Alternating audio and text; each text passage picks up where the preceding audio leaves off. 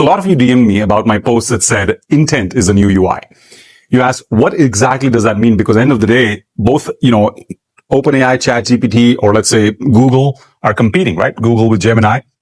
So the point there was that because these days, when you search something, you're not really searching, you're trying to get an answer, right? So let's talk about Google. So the two examples that I talked about in my post, Google and Spotify, I'm going to do a little bit of unpacking there and talk a little more.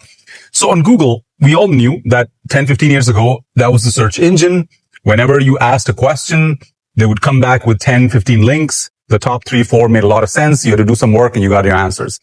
Now, as they're shifting from search engine to answer engine, if you will, engines like Grok, like OpenAI, ChatGPT, even Microsoft Copilot, or of course now Google Gemini, they literally try to get you the answer. Even Google, these days, if you search, there's an AI version of your, query right there, right? Because people don't want to keep looking at the links.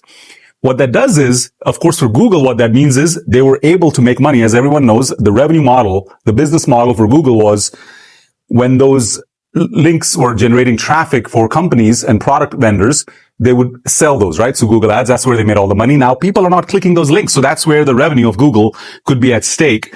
But what is more interestingly happening is that all these engines, the LLMs, are using data to now feed into answers, right?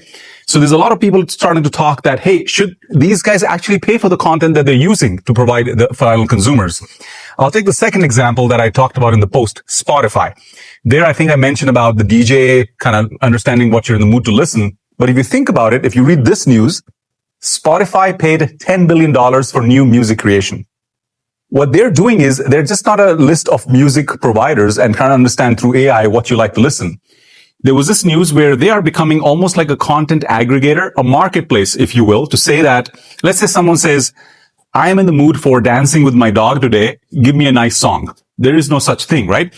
They take all these queries, aggregate it, and go back to those individual contributors and artists and say, hey, do you want to create a song? And if it's right, they're posted on Spotify and Spotify pays them because the consumers are getting what they want.